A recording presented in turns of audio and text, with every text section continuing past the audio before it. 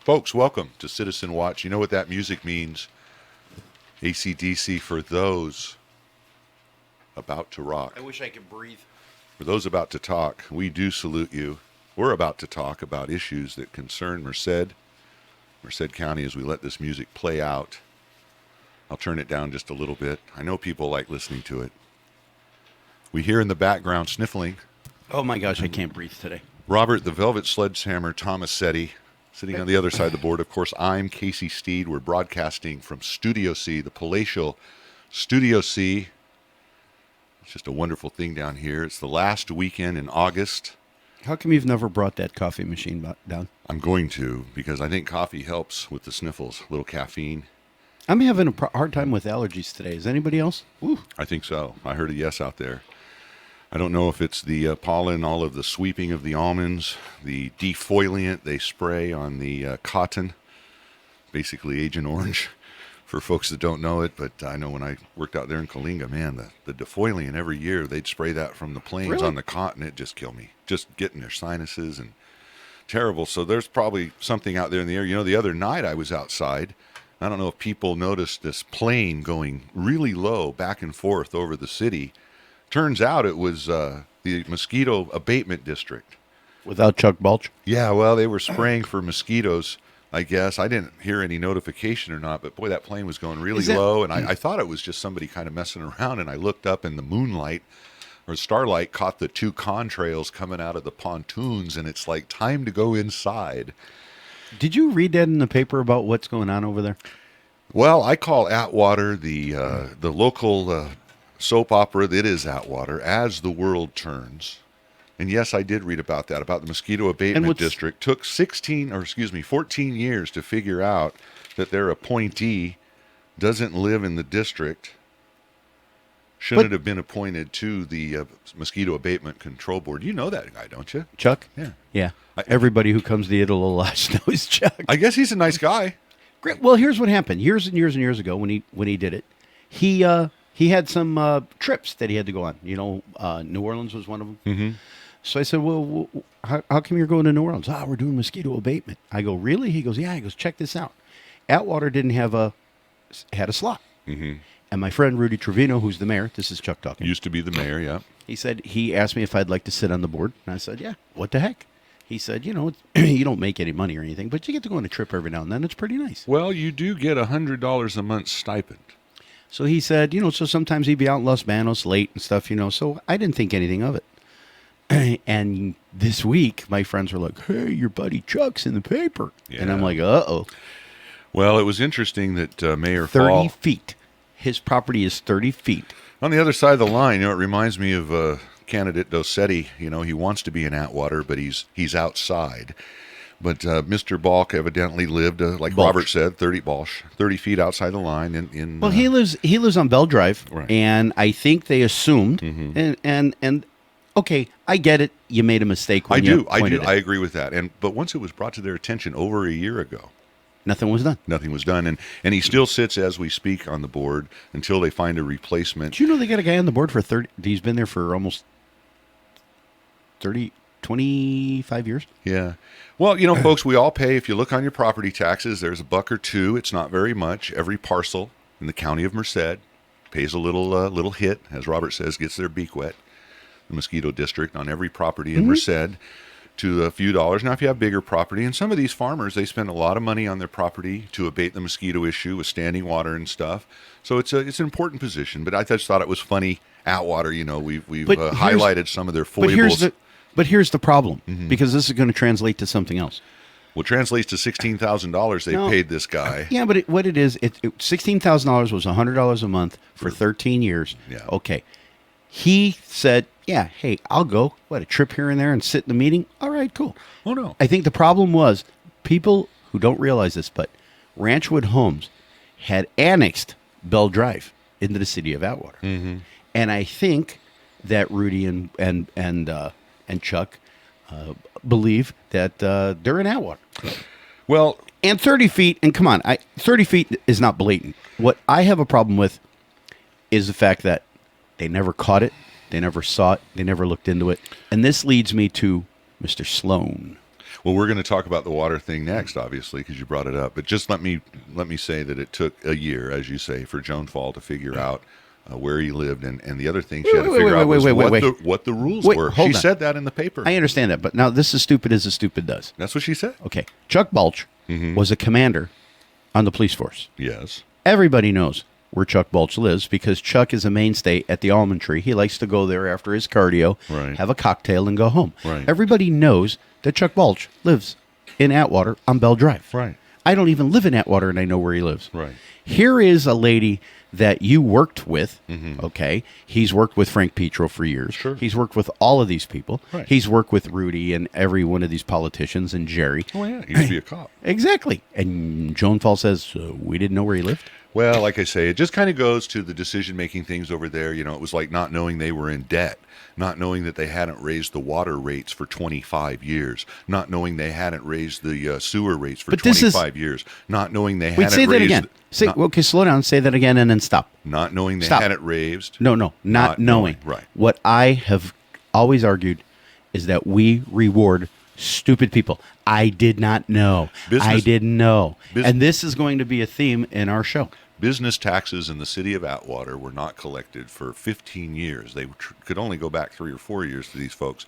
But anyway... I did not know. Yeah, I did not know. Did they have to pay? I didn't know they had to pay. One of the interesting things that Robert and I were talking about, and he mentioned it just a minute ago, was about what they call the Sloan water sale or this West Side water deal.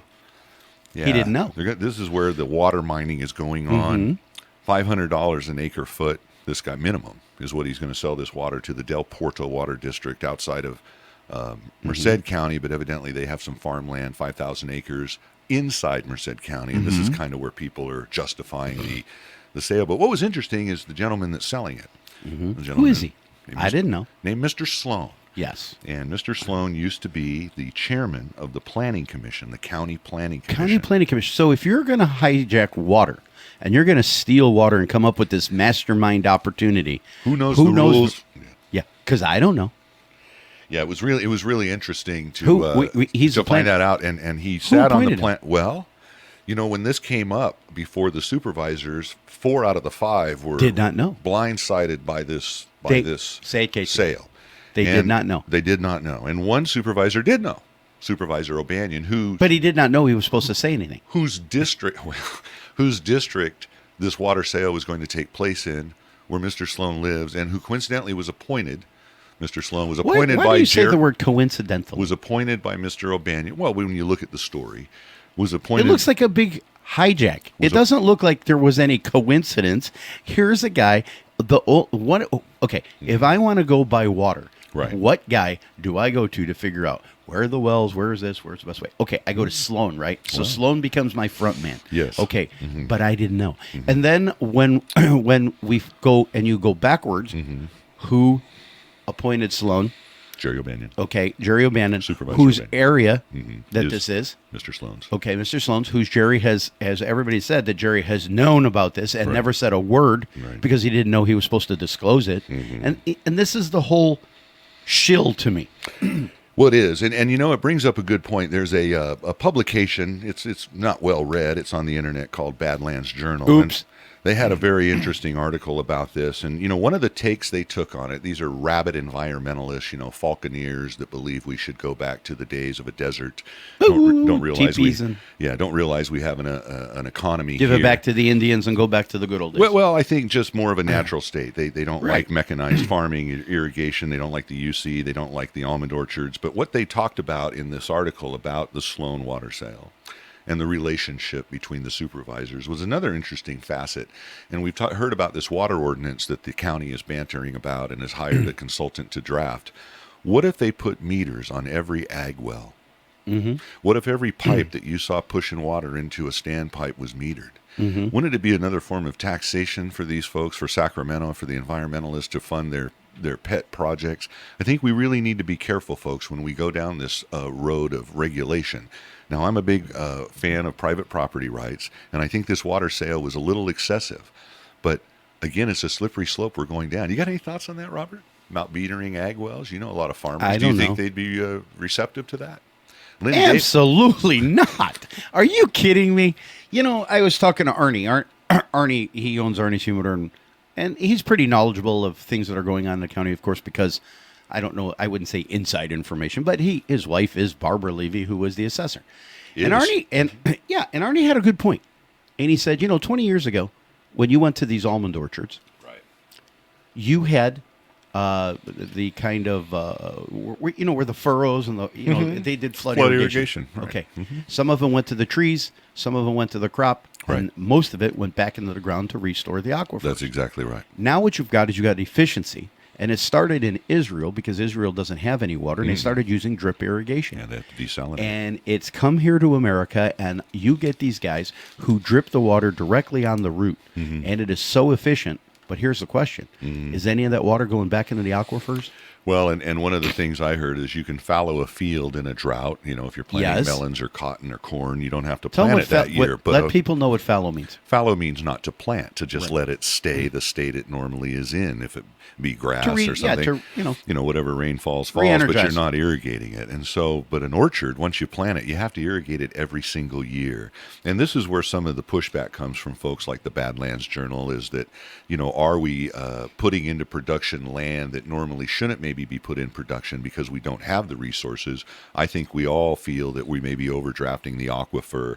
So this is a very interesting issue, water. We talk about it all the time. But here's the point. I don't want to belabor it, but the Sloan connection is interesting. Yes, it's interesting, and here we are. I appointed a person, and I don't know. And this is going to lead me into a problem that I've heard about. Well, let's if we can talk about that before our before our first segment ends. We can do it. Stop talking. Okay. Are you ready? I'm.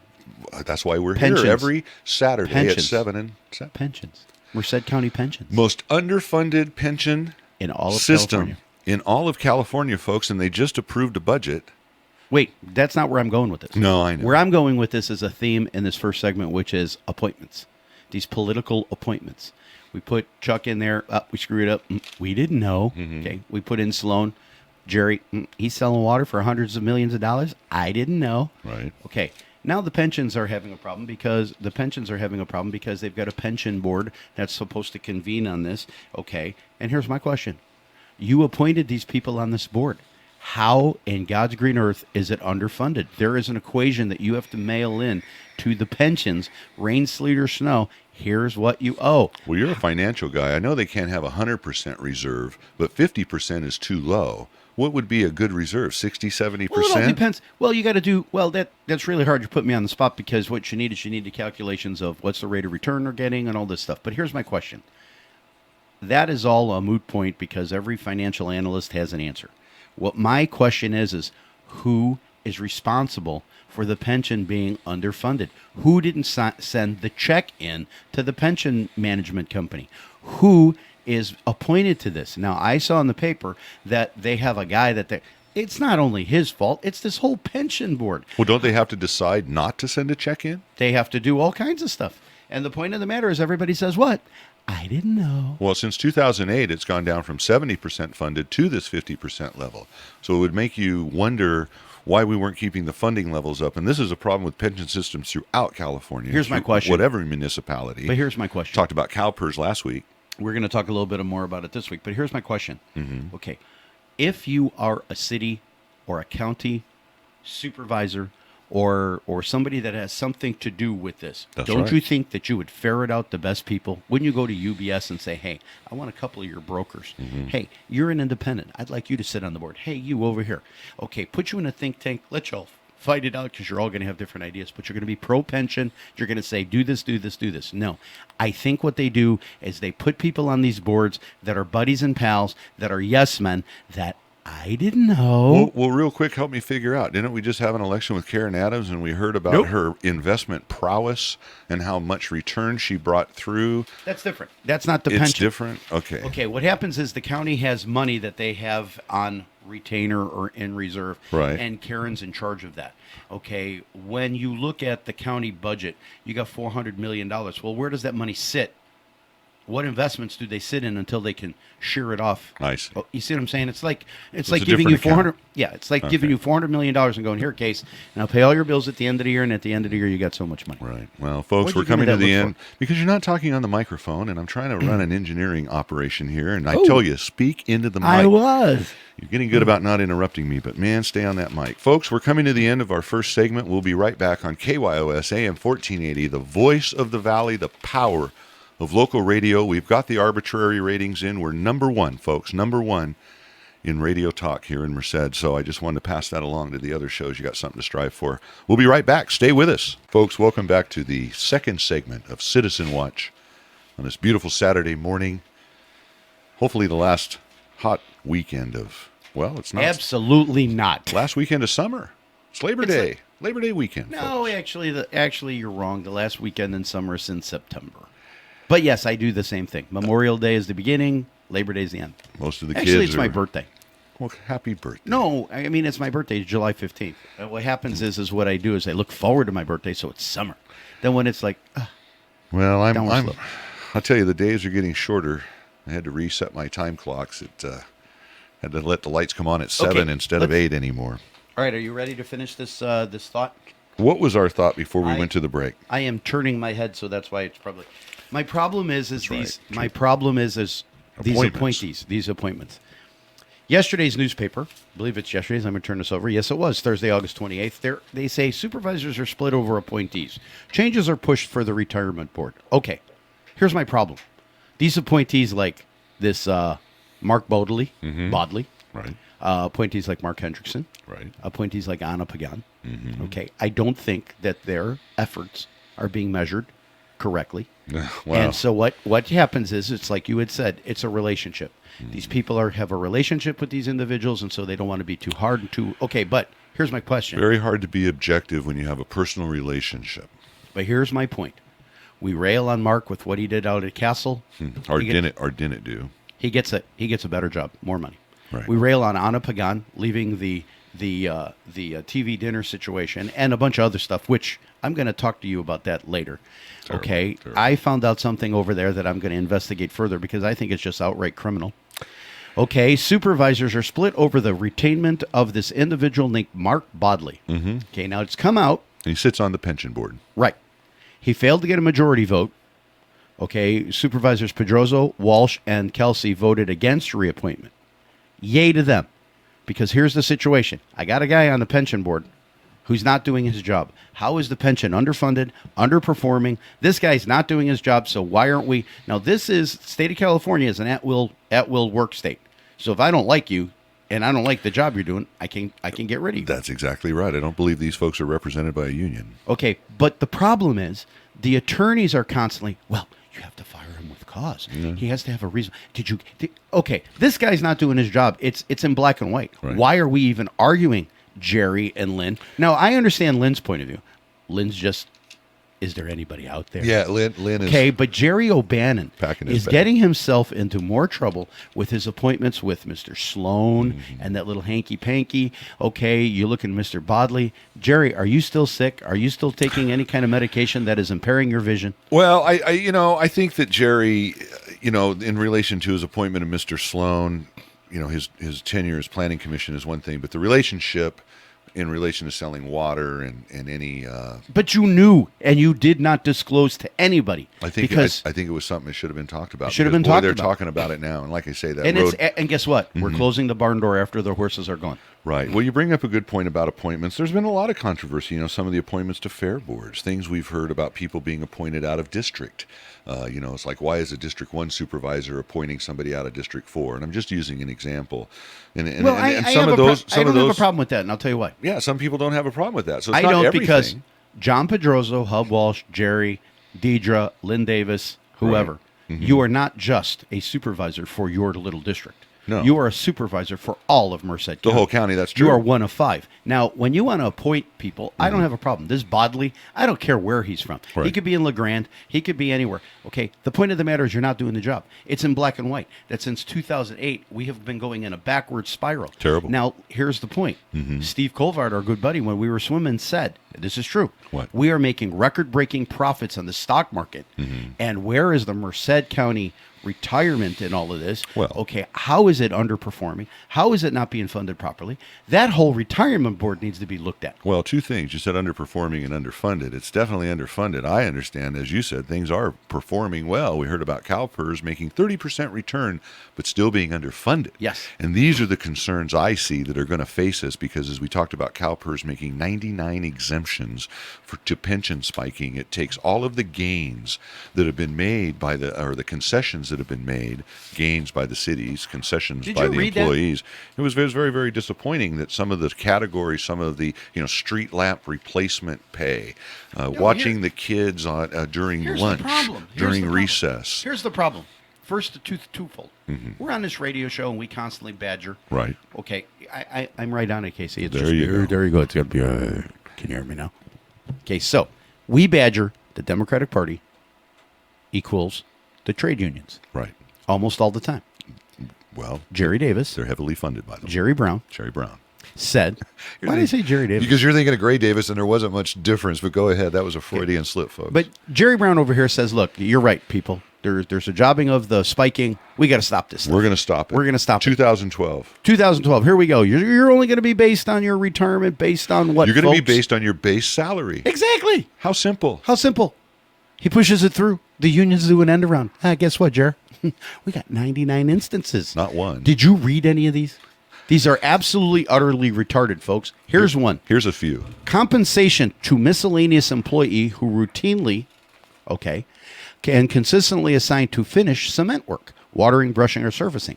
They're going to give him a cement finisher premium. Isn't that part of your job? I'm sure if you call Gino Graziano over there, Gino and Joe at G&G Construction, who are the biggest or CVT concrete guys, yeah. and you ask them, hey, I'm going to get a little more money because I'm a finished cement worker. They're going to look at you and go, it's in your job description. Yeah. Only at the state of California, folks. And Here's this- two others that absolutely are retarded. Library reference desk premium. I like that one because everything now is with a computer. When you go to look up a book, you use a computer terminal, put in any number of searches. I didn't even know they still had reference desk librarians. And how busy can she be? Compensation to a library staff who are routinely and consistently assigned to provide directions or resources to library patrons. Isn't that what a librarian does? Yeah. Ma'am, I'm looking for the book by Jason LaChance on race car driving. Yeah. And she tells you, and now she's going to get a little bump in her budget. No, and this is just crazy. And here's the deal. What I thought was hilarious is that the CalPERS board said, we administer the pension system based on what was written in the law and not what others wish had been written. Bullcrap. Jerry Brown said, this is the law, and you at CalPERS decided to do an end around and add 99. Okay, so when you read what Mr. Pacheco and CalPERS said, it's really bizarre. Well, they passed the buck to the assembly. They said, if we got it wrong, the assembly will correct it. Well, why do we have a board? And You then- talk about appointments and political patronage. And then what they say is this, Case. They say, if you have a problem with these retirements, negotiate it. Yeah. Well, folks, I'll tell you, Stockton, the handwriting's on the wall for you retirees in Stockton. For you folks in Stockton, the judge said, hey, you know what? We can go back and look at those promises made because there's no money. And if we don't get this under control, how many sheriffs are we going to have retire at $200,000 a year? Mr. Cavallero's been in the saddle now for a year as acting sheriff, which was one of the Guess what? 99 exemptions. Yes. And what is it? Is if you get it, yes. If you act in a position of a supervisor, even though that's temporarily, you now pension spike. now you get that pay as part of And your I pension. mean, look at Tom Cavallaro. A bunch of us were going, why would you want to be the acting? Would you want to go for the gauntlet? And then I find out Hey, why not? he's going to get the retirement of Mark Pazin without doing the work. And no offense to Sheriff Cavallaro, it's the system, folks. This is what we rail against. The system. No. I disagree. What? Well, you can't blame an individual. Really? What do can't. you expect him to do? Send a check back to the county? No, that but ain't what going to you- happen. No, but you look at people like Pat Lunny. You look at people like Greg Wellman. Right. We add one on top of another on top of another. That is direct action, direct result of their action of knowing that there's a flaw in the system and let me exploit it. Well- that is One of Okay. the things, too, you got to wait until you're old enough to retire. I was talking to a lieutenant No, on the you police don't. force, 52 years old. He's got 2 years left in the saddle. You can't draw until he's 62. What does he do? What about the pensions for the prison guards? You're 50 years old. You could retire early. Well, they negotiated a pretty sweet deal. I think you wouldn't disagree with me that the system is part of the problem.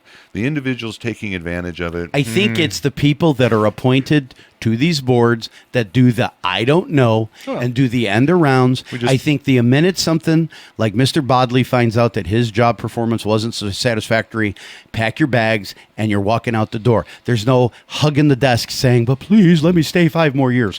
Well, Okay, you were in the best time of economics in terms of stock market return. Right. Okay, and you're still We're upside still down. underfunded, yeah, and I think there's just too much money going out the door. So, county pension deficit, we talked about that. The budget deficit, supposedly they passed a balanced budget.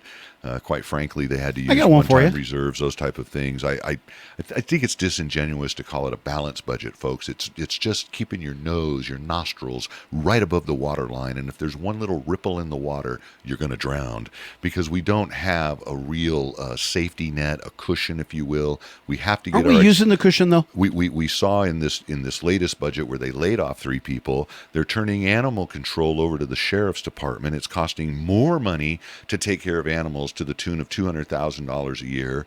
Of course, we can't feed our seniors hot meals, but we can take care of the animals. I just find it disingenuous, some of these allotment of resources, and I don't think the supervisors or anybody over there at the county should be patting themselves on the back about this budget, especially when you look at the underfunding of pensions, when you look at the layoffs, when you look at the lack of service, Let me ask you a question. the reduction in service. It's just like you said, your nostrils are just above the waterline, right? So now all of a sudden the government comes in and says, you must get this pension funded properly. Yeah. Now Guess what what's going to happen? Where are they going to get the money? And we've already heard that CalPERS wants more contributions just anyway. So, folks, I think that's really a big issue. We just have a few minutes left in this last segment. And Can I hit on one subject? yeah, go ahead. Homeless. Yeah, what do you want to talk about there? I had a couple interesting observations. Let me just lead in with my Go. two comments, and Go. you take off. The people probably heard about the junction fire up there in Oakhurst. A couple What was happened it to- caused by? started by homeless in a homeless encampment. Another interesting thing I read today on the paper: the city of Lancaster up there by Palmdale having a lot Down. of problem. I'm sorry. It's down there. I'm sorry. Down. South is down. South is down. That's from living in Southern California too many years, folks. In San Diego, everything was up. But the city of Lancaster by L.A. they're complaining that Metrolink, they want to close the station, the Metrolink station, because L.A. is sending their homeless to the high desert, saying go up there and get on the public welfare and the dole. And it's cheaper. And it's cheaper. So interesting. But what were you wanting to say about the homeless? Okay, here's the deal about the homeless. Okay. Nobody ever pays attention to this. But every Tuesday is my collection day. Okay. And the homeless go through. You mean at your house for trash? Trash. Oh, okay. And the homeless go through the trash. They don't Yes. go through the green. They don't take grass clippings. No, they're not. They don't take my They're my not looking- steaks that are left in the gray tray. No, what do they hit? They hit the blue, which is recyclable. I was talking to somebody at the city, and this made absolute perfect sense. The homeless problem is causing our garbage rates to go up Well, they're going to raise our garbage rates. because of this. In the equation of garbage rates, sewer and water, garbage, they take how much money they bring in and how much money they take away. It's an right? enterprise fund. Has to stand on its Exactly. own. When you're stripping the recyclable money out of the garbage rates for the city, so the city is not getting any kind of income because you got all the homeless people and every Tom, Dick, and Harry's rifling through your trash can, you're going to see a lowering of your income, hiring of expenses, henceforth what? Got to raise rates on garbage. You're exactly, Robert, you have hit on a pet peeve of mine. You're right. People don't realize when you put stuff in that receptacle and you put it out on the street, Belongs it may to the be city. exactly, belongs to the city. And these homeless folks, they're stealing from the city. You won't get a response from the police department. No. It's a low priority. No. Would you bring up a good point? And how much money do we spend, McCag, out Three there things. at the dump for take things out of the waste stream, recyclables? And we do make money on those things, folks. You can buy compost at the dump. So you look at three things that homeless situation does. First of all, you got crappy people driving around in these little baby carts with 17 dogs. One Jeez. problem. Yeah. Number two, they go into your trash can and they dump all the crap on the ground and never put it back so they can get Commingle it, you get a fine. you get a fine. I get more people throw crap into the wrong one, and I get a picture from the city going, "This is in the wrong race receptacle. This happens again." I'm like, "Look, what am I supposed to put an armed guard out there every night?" Lock it. Okay, and then the other thing is the lack of funds. Yet John Bramble and his boys think that having a homeless situation is kind of charming, I guess.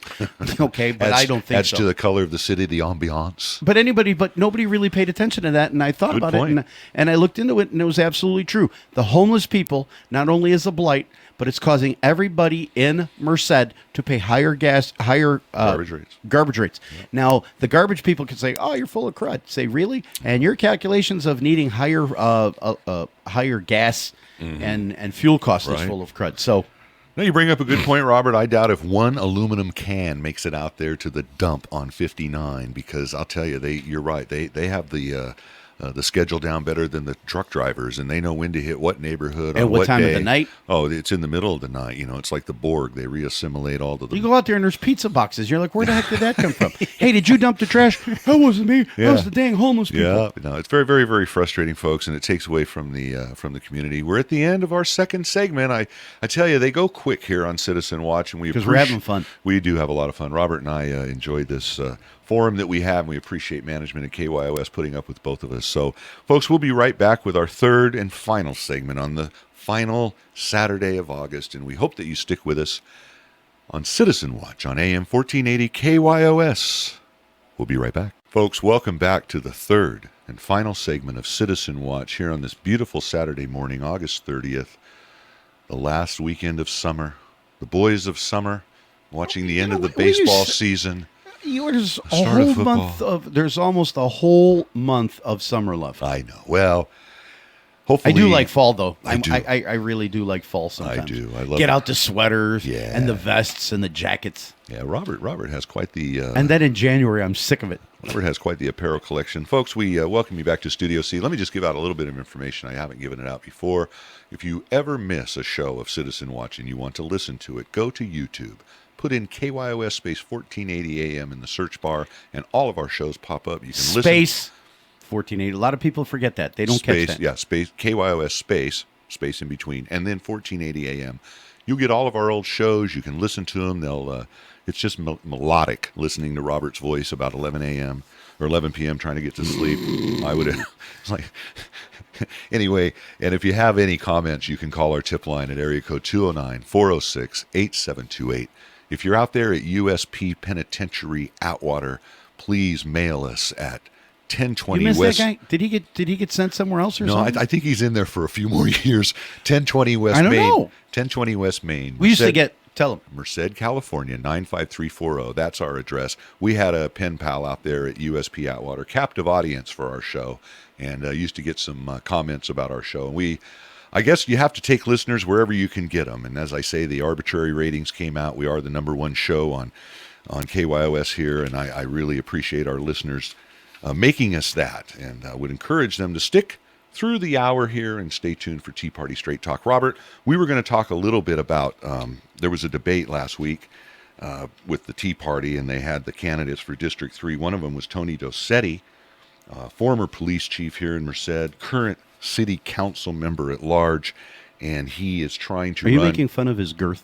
You No. said he's large or at large? No, at large, meaning he represents the entire city of Merced, even the folks over there in Mansionette, the folks over there by the Lackaretti building. He represented those folks. But anyway, it's one of those deals where they had a debate. Tony was at the debate. He does kind of a poor showing. He usually does a really good job. When you listen to him on the council, he's very astute. Yeah, I really do appreciate him being on the council. Yeah, he did. He's done some good things on the council. He's done some questionable things on the council. As he said, my record stands on its own. At the debate at the Tea Party there in Atwater, he wanted people to know that they have a representative already. It's called the Atwater City Council. And I don't get that. I don't either, because as a county supervisor, you represent Atwater, and a lot of county issues affect Atwater. As we know, the county might have taken over the law enforcement duties of Atwater. And so I think Tony, wants to tie himself to Atwater, but he needs to. But he forgets that as an Atwater supervisor, you were one of 5 that run Merced County. Right. Right. Okay, so you look at Castle. That is a disaster. And I've never heard Tony and in his defense, I've never heard Darren McDaniels really No. come up with anything substantial of what they're going to do. When I tour that place and you still have refrigerators and tables and chairs in those buildings from 17 years ago. Right. Okay, with big old stickers that say hold for the JPA. Take them out, go to a warehouse, sell them. Right. Get rid of them. Well, he's kind of embraced the prevailing thought now with the base is to demolish it, parcel it out, Where did that come sell it. Well, I think that came from Darren McDaniels. No, where did that come I from? think you and I talked about it. Exactly. I said tear down the walls. Yeah, And yeah. bulldoze it. Those buildings aren't worth renovating, folks. They're full of dangerous chemicals But see, and that's the problem. substances. But That's the problem. Is if you're a contractor, Right. you know that if you demolish a building, you got to go all over from square one. Yeah. And if there's any kind of asbestos and any problems, you eat it. Right. You know that if you leave one wall standing and you build around it, that's considered what? existing building a remodel. Yes, and Yeah. so therefore you don't have to deal with the asbestos issues. I think they're hoping that a I'm developer getting comes smart in. on this you show. You are getting smart. But let's stick with Tony. And it was interesting. There was a letter of endorsement Uh-oh. from an out of town congressman that used to represent ex-congressman that used to. Can I ask a question? Yes. What do we care? I don't He's know. in Maryland now. Well- He's playing with his racehorses. Yeah, I wonder if the letter was postmarked from D.C. It is really funny because here's what it says. What does it say? It says former Congressman Cardoza supports Desetti. Yeah. Okay, now Cardoza is a what? Democrat, We've yeah. always said that Tony's a what? Democrat. Because he's got union ties. And Tony always says, I'm an independent. But yet, I think he's declined to state officially, but Of when course. you look on his campaign mailer, he's endorsed by Adam Gray. yes, He's endorsed by Dennis Cardoza. Gary Arzamendi. And these are folks that are heavily involved in the union and in the Democratic Party. And And it says, yes, Cardoza says, Tony is a champion for growth. right. Okay, I don't know exactly It says what- that. Well, he did switch his vote on that Lackaretti building. They For were going to. growth. He said, I'm not going to vote on this project as long as the school district is opposed to it. This was a building by Dr. Lackaretti over by Merced Hospital, Right, the across Mansionette from- development. across from Crookshank School. They were heavily opposed to it. The residents, the school district, because of the traffic it would bring by the school. Tony voted against the project. Tony voted against it. He stood with the residents. He said no. Of course, he was running for office at the time because the previous council had And you kind know- of screwed up the situation Right. and delayed it. So it went to the new council. And so as a campaign issue, he aligned with those folks and said, I will not vote for this project as long as there's opposition from the school district. It came up a year later after the negative vote. Suddenly he changed his vote. What happened? I'm going to tell you this. What happened? I'm going to tell you. Now, he did take $500 from the Lackaretti family as part of his supervisor's campaign, and that district isn't in, or Mansionette isn't in his district. But what happened there, Robert? Well, here's what I heard. We tried to get Tony on the show. He said no. Still 'Cause welcome. He's still welcome, but he won't. Okay, he doesn't want anything to do with us, I believe, because he feels that we're a little too critical. We might take this and He said to look at his record. I'm just looking at his record. I understand that. But people who support him said that the Mansionette development a year later was a totally different project that he approved of. And I said, so that's great. So then come on the show and say that. Yeah, But maybe. no. And so I asked about the $500, and they said that he had a fundraiser, and Dr. Lackaretti mystically appeared. Wow. Now, I don't know what that means, but I'm going to tell you, Representative, Congressman, racehorse owner, Seabiscuit, I have no idea, says Tony is well prepared to make an immediate impact for the people of Merced County.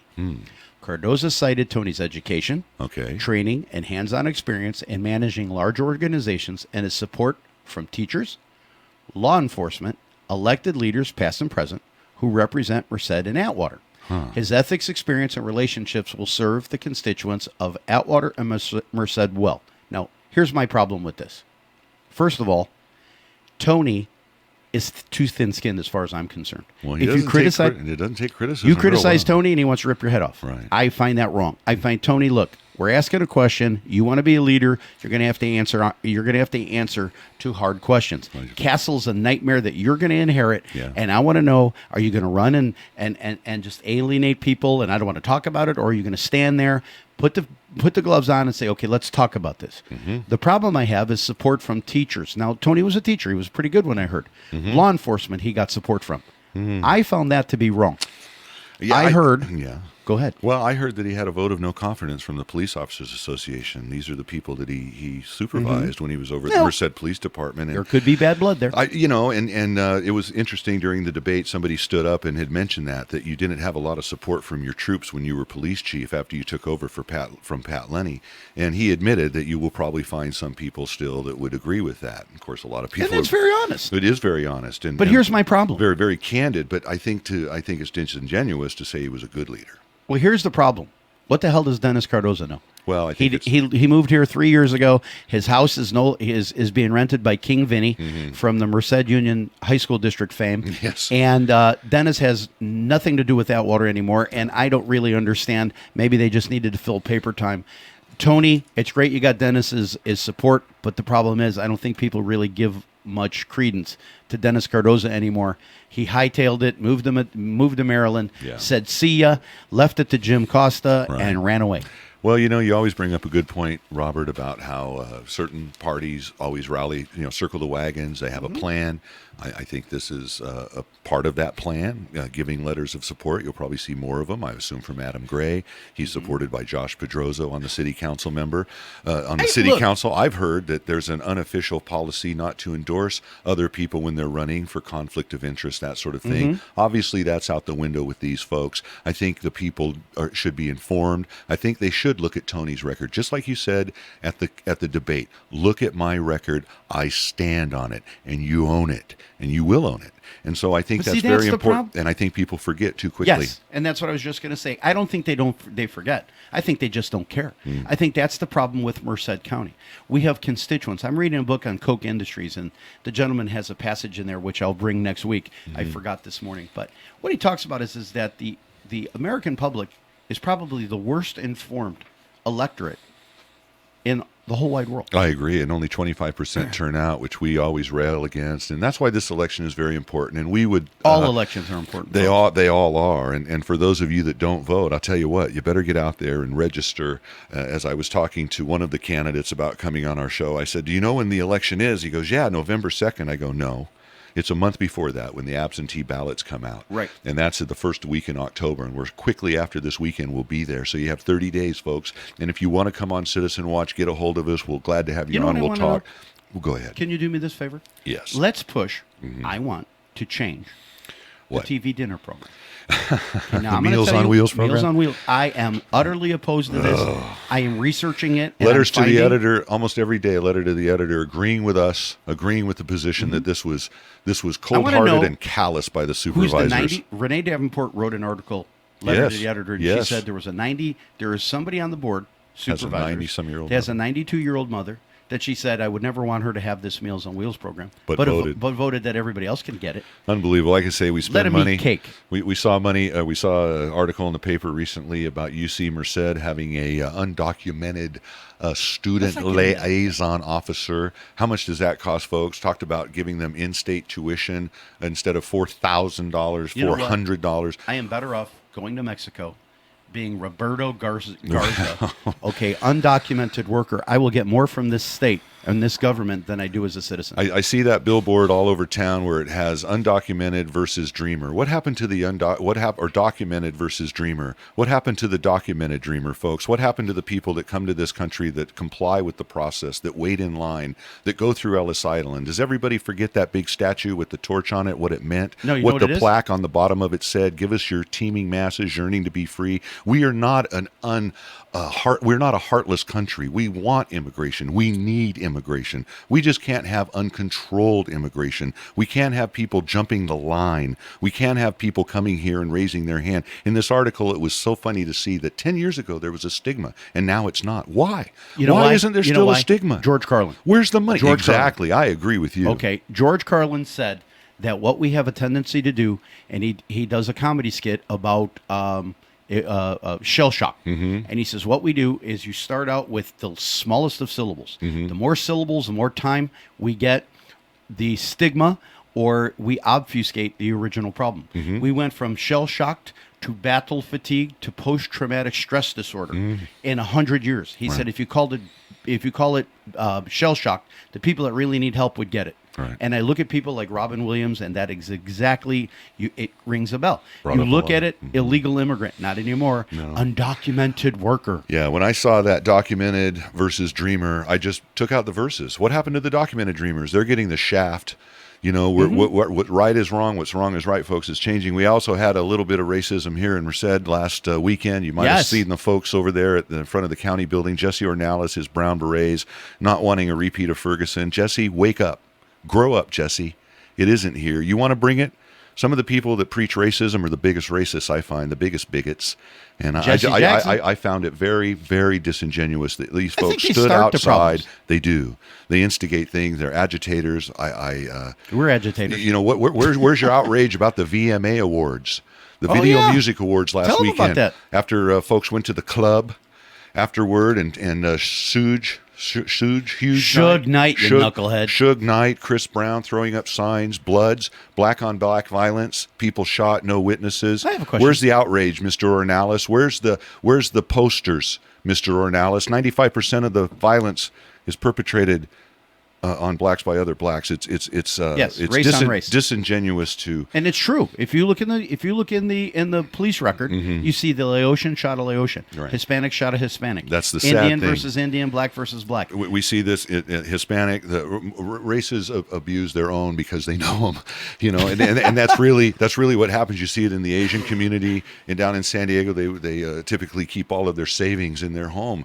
What better for a home invasion? So, folks, I just found that disingenuous. Home invasion Mr. Ornalis, grow up. Go back to where, I don't know where you get this surplus army stuff you wear, but go back. Hey, got a question for you. We got to go. I know. Remember Moosey the cow? Yeah. Hey, Moosey's reared her ugly head. Well, we're going to talk about that next week on Citizen Watch when we encourage everybody to stick with us on Saturday morning, 7 a.m., and if you miss it, 7 p.m., where you have me, Casey Steed, and Robert the Velvet Sledgehammer Tomasetti. The music started. We got to go. Folks, Robert, what do we say every time we leave? That's all, folks. All right, bye-bye.